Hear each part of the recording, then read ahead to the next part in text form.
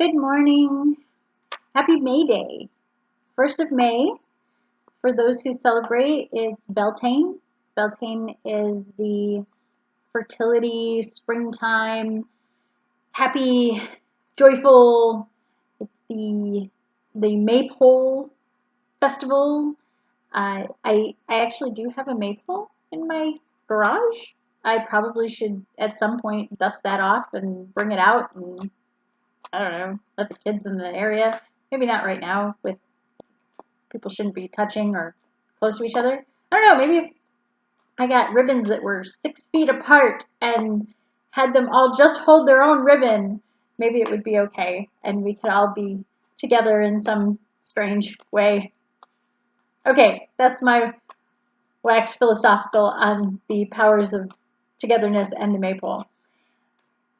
I will say I'm a little hopeful that the card that comes up today has something to do with fertility or May or flowers or joy or children or something, but you never know.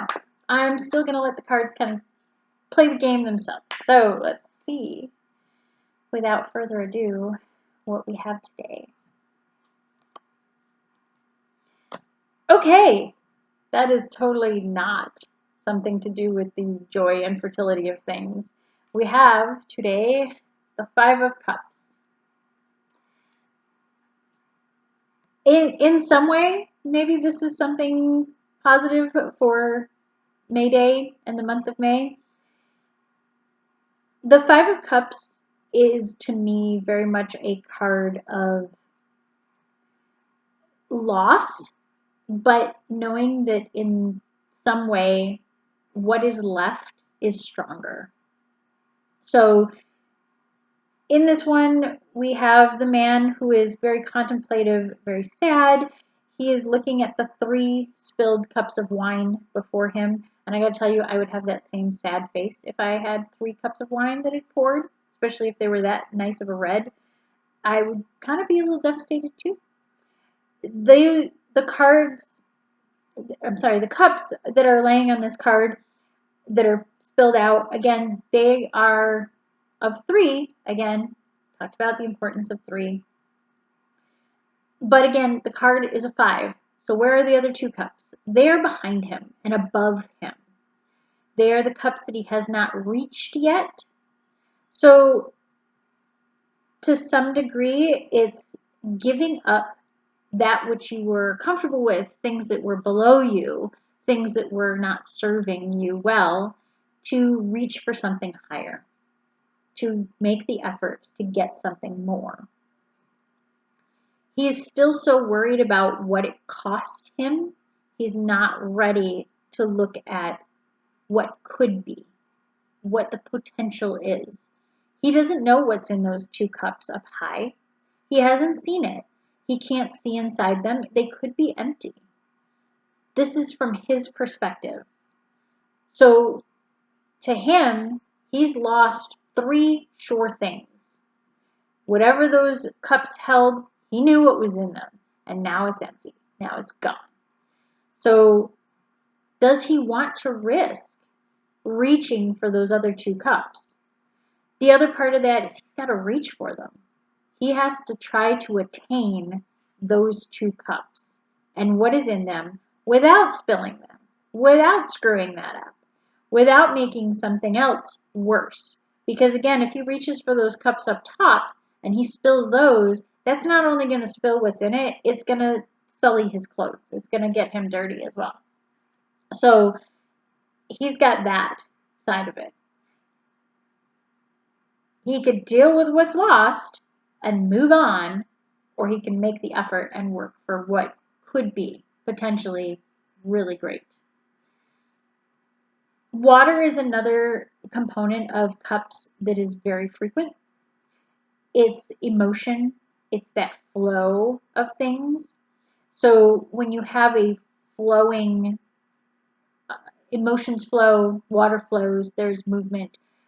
The other thing that I notice in this card is that in the background, in the water, in the distance, is this castle. So there are a couple of things with that castle. One, it's a single tower. which I really think is cool. It's that ivory tower.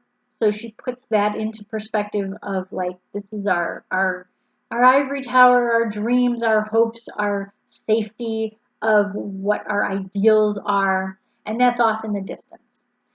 What we can't really tell from the card is he coming away from that and left it behind? Or is he trying to get back to it?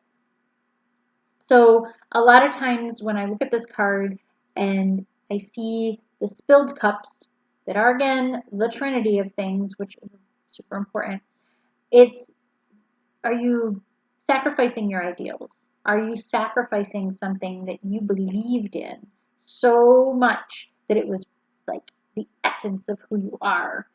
And to give that up is life-changing.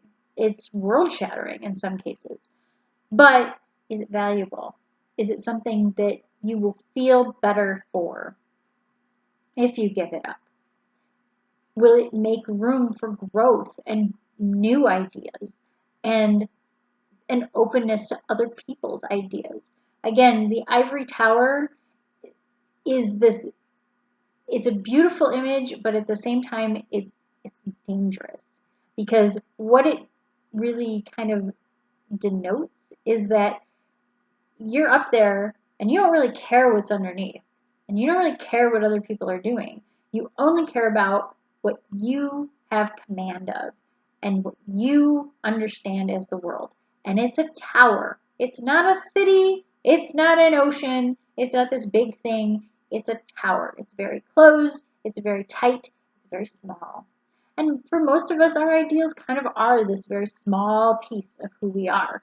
But it's a fortress. It's something that if you get knocked out of your ivory tower, it changes so much of who you are. So to some degree, when I look at this card, what I get out of it a lot of times is that they are trying to give up some of those ideals that are not working for them anymore. It's childish behaviors. It's, maybe a ferocity towards a belief system that is harmful. And again, it's not so much that the belief system itself can be harmful. It's more like their attitude towards it, their grip on it, and its grip on them. That holding fast to something that doesn't serve you. So I look at it that way, because again, back to the colors of these cards, which I really, really love, is it's an ivory tower. If you didn't choose to make that a green tower or a brown tower or even a gray tower, there was an artistic choice to make that tower white. So it's important that it is white, that it is an ivory tower. The other thing that I notice in the background of this is the sky. I always pay a lot of attention to the sky in cards.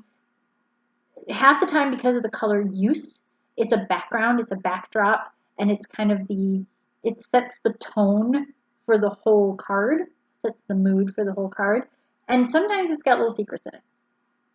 The little secret that I've got in this one is that it's the setting sun. So, and you don't see the sun, you see the sunset, the colors of the sunset. So I look at that, and it's, again, it's the setting of something. It's the ending of something. Ready for the flip side? What if it's the dawn? The dawn and the sunset, at a certain point, look the same. So if you're looking at it as a sunset and the loss of something and the release, then that's one way to look at it. The other way to look at it is that it's a new dawn. It's a new experience. Something else is going to come in and bring blessings, bring a good idea, open you up to other people's ideas, open yourself up to new passions, new things that you can really grow with. So those are the things that I like to look at. The other thing coming back to the foreground is the leaves. In the top corner of the card, above the two cups that are still there, the leaves are green and fresh And I think there might even be some fruit hanging from the leaves. It's abundance. It's new. It's fresh. And it looks like it's ripe for the picking. On the flip side, on this lower portion of the card, right next to the three cups that have fallen, are these withered, kind of reddish graying leaves. They're dying. So again, it really drives home the concept that this is dead. This is gone. This is not something you need to be looking at anymore. And yet he's still thinking about it. So I look at this card and I think about how much value we put in things that we lose. It's kind of that whole thing, you don't know what you got till it's gone. But in this case, when it comes to emotions and ideals, release it. So, final thought on this is, if it comes up in a reading and it looks like something they are losing and it's a benefit to them, let people know. There's always the 2 cups behind it. It's not as much, and you don't know what it is, but it really could be better. Really, really. Could be coffee in those cups. Anyway, that's what I'm thinking. So I hope that helps you kind of better understand the 5 of Cups and works as an interesting reading for this 1st of May, which, spring is about new growth and new things. So let the old stuff die. Let it go. Let's grow something new. Let's make something happen. Learn the new normal. All right.